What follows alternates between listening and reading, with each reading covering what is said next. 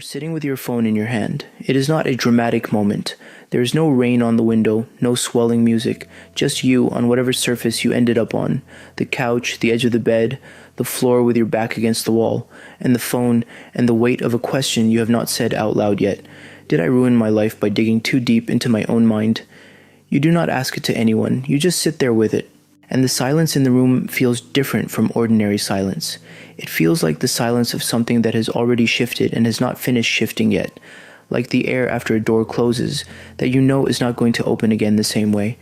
That feeling has been with you for a while now, weeks, maybe months, maybe longer if you are honest with yourself, and you are getting better at that, which is partly the problem. A slow accumulation of losses that you did not expect when you started this. Whatever you want to call it, waking up, healing, growing. It had 100 gentle names in the beginning, back when it still felt like something you were choosing rather than something that was happening to you. And then the gentleness stopped and the cost arrived, and nobody warned you about the cost. Friends you used to call every week suddenly feel like strangers. Not because they changed, because something in you changed so completely that you cannot find your way back to the conversations you used to have. You try sometimes. You sit across from them, and you say the right things, and you laugh at the right moments, and some part of you is watching all of it from a slight distance thinking, this used to be effortless, this used to be home, and now it feels like a language you once spoke fluently that is slowly going cold in your mouth. The version of you who laughed at those things, who agreed with those things, who needed those things, that version is receding, and you are watching it go, and part of you is grieving it, and another part of you is terrified that what is replacing it is not better, just lonelier. Relationships that used to feel like home feel like costumes now, familiar, but not yours anymore. And there is this other question underneath the first one, the one that is even harder to look at directly. Am I becoming selfish? Am I pushing people away and calling it growth? Is this real? Or is this just a story I am telling myself to justify becoming someone smaller, more isolated, more removed from the life I used to have? Because healing was supposed to feel like healing, and this does not feel like healing. This feels like everything is falling apart at the seams, quietly, in ways you cannot explain to anyone who has not felt it. If that is where you are right now, somewhere in that territory, stay with me. Before I go further, if this kind of conversation is something you need right now, hitting subscribe tells the algorithm to keep bringing you this content. And we have a lot more of these conversations ahead. Now, let me tell you what is actually happening. Not what it looks like from the inside, where it looks like failure, what it actually is. There is a woman, I'm not going to use her name here, but she wrote a memoir, and the memoir is one of the most precise accounts of this process I have ever encountered. She grew up in a survivalist family in the mountains of Idaho, no birth certificate, no school. A father whose version of reality was so total, so sealed, so fully formed in his own particular terror that questioning it was not just forbidden, it was structurally impossible. She was in her late teens before she set foot in a classroom. She went on to earn a PhD from Cambridge.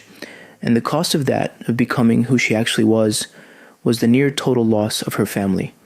Not a gentle growing apart, not a gradual drift, a rupture.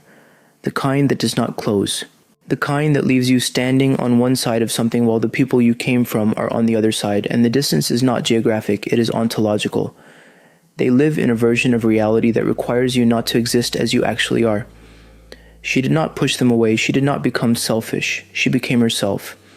And becoming herself was not compatible with the version of herself that her family needed her to be. I think about her a lot. Not because most of us are carrying anything that severe. Most of us are not navigating a rupture of that magnitude. But because what she documents so precisely is this, that the process of becoming who you are does not ask permission from the people around you. It does not negotiate. It does not find a comfortable middle ground that keeps everyone happy and relatively unchanged. It costs. And sometimes the currency is people, sometimes it is certainty. Sometimes it is the version of yourself that everyone loved, including you. And the thing that makes that so hard is that the version of yourself that is going away was not a lie. That is important. The provisional self, the one who knew how to be who everyone needed, the one who had all the right answers in the right rooms. That self was not fake. It was real. It was just built for a specific purpose, and that purpose is changing. I want to come back to what that actually means. But first I need to tell you something about my own life that I have been circling for a while. When I left hospice work, I was 40 years old. I had been there for 12 years. And I was good at it, Genuinely, authentically good at sitting with people in the last hours of their lives, at holding space for families who had nothing left but the rawness of not knowing what to do with their hands. I was the person who knew what to say. Or more precisely, I was the person who had learned over 12 years how to be so present for everyone else's falling apart that I never had to feel my own. That was the deal I had made with myself, though I would not have called it that at the time. I called it being strong, I called it being useful, I called it having a purpose, and all of those things were true. But underneath them was something else, something I did not name until much later, the disappearing act. The relief of being so needed for someone else's pain that I never had to sit with mine. My marriage ended the year before I left hospice. I did not see it coming, which tells you something. My ex-wife said once, near the end, that she did not think I knew the difference between being present and being useful, that I was always there, but rarely with her, rarely just sitting with my own life without making it into something I was managing. She said it quietly, not as an accusation which made it worse. It was just an observation. She had simply noticed. She was not wrong. After the divorce, I moved into an apartment that was empty in a specific way that only newly empty apartments are. All your furniture is there, but none of it feels like yours anymore, because the context that made it yours has dissolved. I would sit at the kitchen table with a cup of coffee getting cold and realize I did not know what to do with a Saturday. I had structured my entire existence around being needed, and now nobody needed me on a Saturday. A therapist who worked in the same building as my hospice unit handed me a paperback copy of a book around that time. Memories, dreams, reflections. She did not say much about it. She just said, read the parts where he talks about his breakdown, how it started, what he did with it. I read the whole thing in a weekend, in the apartment, and I found, in that book, the first honest language I had ever encountered for what was happening to me. Not the divorce specifically, not the burnout. The underlying thing, the thing they were both symptoms of, the crack that had been widening for years under the surface of a very competent life. Jung wrote that neurosis is always a substitute for legitimate suffering, that the avoidance of natural structural pain does not make the pain disappear. It reroutes it. It finds a different channel, something more destructive, more chronic, more hidden from view. And the implication underneath that sentence, the one that stopped me completely when I first read it, is this: that some suffering is not a mistake. That some suffering is exactly what is supposed to be happening. Not all suffering, not arbitrary suffering, not the kind you go looking for, but the specific kind that comes when the personality you built to survive your life starts to crack under the weight of who you actually are. That cracking has a name. Jung called it the collapse of the provisional personality. It is what happens when the ego, which has been doing its best, which has been running a very competent and very exhausting program called being the person everyone needed, finally encounters something it cannot manage, cannot contain, cannot perform its way through. And that encounter is not a failure of the ego. It is the ego reaching its limit, which is exactly what is supposed to happen. And from the inside, it feels like disintegration. It feels like you took a perfectly good life apart and now you cannot find all the pieces. James Hollis, a Jungian analyst who has written about this more honestly than almost anyone alive, describes this moment as the natural consequence of the ego's provisional personality collapsing to make way for authentic individuation. The feeling of falling apart, he says, is not a sign of mental instability. It is the sign that the first structure, the one you built in your 20s and 30s and maybe your 40s, the one made of other people's expectations and inherited maps and very good reasons, is no longer sufficient for the life that is trying to emerge through you. You are not falling apart. The provisional version of you is. That is not the same thing, but it takes a long time to feel the difference. You have to live inside the collapse for a while before you can see it clearly from outside. Here is what nobody tells you in the beginning. When you first start doing this work, the therapy, the shadow work, the journaling at 2 a.m, the slow and disorienting process of asking yourself what you actually feel instead of what you are supposed to feel. Nobody tells you that the people in your life calibrated themselves to a version of you that is going away. It is not anyone's fault, it is structural. The friendships that feel hollow now, they were real relationships with the person you were. And that person was not a lie exactly, that person was doing the best they could with what they had. But that person was also in some important way built around an absence, around the thing that was not allowed to exist yet, the undigested grief, the unspoken wants, the parts of you that were deemed too complicated or too vulnerable or too much. and now the too much is starting to take up space, and the friendships that were built around the absence cannot quite hold the presence. That is not abandonment. It is not becoming selfish. It is not narcissism dressed up in the language of healing, which is what people who are afraid of this process will tell you it is. Clinical narcissism builds an inflated self that demands external validation, that treats other people as extensions of its own needs. Individuation does the opposite. It requires the grinding, humbling work of meeting your own shadow, the parts of you that you have refused to look at, the patterns you inherited from people who had not done this work, the wounds you have been managing instead of feeling. It requires becoming smaller before you become more real, more permeable, not less. The loneliness you feel right now is not a sign that you are becoming closed. It is the specific loneliness of transition, the loneliness of being between selves. And that loneliness is not comfortable, but it is honest. It is the most accurate report your emotional system has given you in years. Think about that for a moment. Between selves. Not lost, not broken. Between. There is a woman I worked with in hospice during my 9th year there. She was in her late 80s and she had spent the last decades of her life in a marriage that had been, by her own quiet account, profoundly lonely. A good man, she said, a kind man, but a stranger in the way that some people who live together for 50 years remain strangers because they met each other's surface and called it intimacy, and neither of them had the language for anything deeper, and neither of them had been willing to risk finding out if deeper was possible. She was in the last week of her life. And what she said to me one afternoon, not dramatically, just in passing, like she was reading something off a list she had been keeping for a long time, was this: I was so afraid of losing him if I told him who I really was. So I never told him. And then I lost him anyway, and I never got to find out if the real version of me was someone he could have loved. I thought about that conversation for years without knowing what to do with it. I think about it differently now. I think about it as the most important thing anyone ever said to me in a professional context, which is not a small thing to say about 12 years of conversations with people who were dying. The fear she named is not abstract. It is the fear that lives underneath all of this, underneath the shadow work, the late-night questions, the relationships that are quietly rearranging themselves around the new shape of you. If I become who I actually am, will anyone be able to love that person? Will the people I need still be there? If I stop performing the version of myself that everyone has organized themselves around, will I end up alone? And the answer that I have found, not a comfortable answer but an honest one, is this: some of them will not be there. And that is real loss. That is not a side effect, not a temporary inconvenience on the way to something easier. That is part of the price. Hollis is clear on this, meaning not happiness is the goal of individuation. Anxiety is a necessary companion to growth when you are moving forward into the unknown. But here is what else is true, and this is the part that the woman in hospice never got to fully discover. The people who come into your life after you have done this work come to meet someone who is actually there, not a performance of there, not the shaped and edited and socially acceptable version of there, the real thing.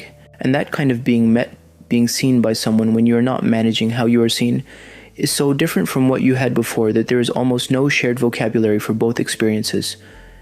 And here's the thing that Marie-Louise von Franz, one of Jung's closest collaborators, wrote about the process, and it has stayed with me as precisely true. To be in a situation with no way out is the classical beginning of the process of individuation. The ego must suffer to the core for the self to manifest. No way out, not a detour, not a shortcut, not a gentler route for people who are especially committed or especially brave. The impasse is the threshold. The feeling of there is no way through this. That specific claustrophobic certainty that you are stuck and the life you had is gone and the life ahead has not materialized. That is not the feeling of being at the end of everything. It is the feeling of being at the beginning of something, at the exact moment before the next form. You are not failing the process by finding it unbearable. You are in it, the dark night of the soul. That phrase that gets used so casually now, made into something almost romantic in certain corners of the internet, paired with candles and aesthetic journaling, was never meant to describe a rough patch. It is the name for the specific experience of the structure you built to survive your life collapsing before the new structure has formed. It is the between. And the between is not supposed to be comfortable. It is supposed to be bewildering and grief-soaked, and yes, occasionally, and I want to be honest with you here, occasionally unbearable. Because the thing that is collapsing was real. It protected you. It was built specifically to protect you by a version of you that was doing the best it could with the materials available, and losing protection, even protection that was costing you more than it gave, is still loss. Your nervous system does not distinguish between leaving a cage and being cast out into something unformed. The grief is real. The disorientation is real. The exhaustion of waking up and not knowing which version of yourself to send into the day, real and physical, and nothing like what the self-help material suggested it would feel like. The friend group that slowly stopped calling, real. The certainties that dissolved in the middle of conversations where you used to know exactly what you thought, real. The exhaustion of no longer being able to perform a version of yourself that you spent years constructing, real and permanent. And in some ways the most quietly devastating part of this whole process, because you cannot go back. You have seen too much of yourself. The performance is over not because you decided to end it, but because your body stopped cooperating, because the cost of maintaining it finally exceeded what you had to give. And there is something that sits right in the middle of all of this, right in the place where the process feels most like failure, that I want to name directly. You are not ruining your life by doing this. You are paying the price for finally claiming it, and I know that does not make the loneliness smaller right now. I know it does not give the friendships back, or restore the certainties, or make Saturday morning feel like anything other than an enormous open space with no clear coordinates. I know that knowing the process has a name does not make it less disorienting to live inside it, but knowing the name matters. It matters because it means you are not pathological. You are not having a breakdown in the clinical sense, though it can feel precisely like that. You are in the specific, documented, understood by those who have mapped it experience of the ego's provisional structure collapsing to make way for something more real. And the more real thing is worth the collapse. Go back for a moment to where you started. The phone in your hand. The silence in the room. The question that you have been sitting with since before you clicked on this video. Maybe since before you knew there was a video about it. Maybe since before you had any language for it at all. Did I ruin my life by digging too deep into my own mind? Look at that question again. Not with the fear that was in it before. Look at what it actually says. It says, I went somewhere real. I went somewhere that cost something. I went somewhere that rearranged what I had and who I was and what I could go back to. That is not the description of someone who ruined their life. That is the description of someone who finally started living it honestly from the inside rather than managing it from the outside in. The falling apart was not the problem.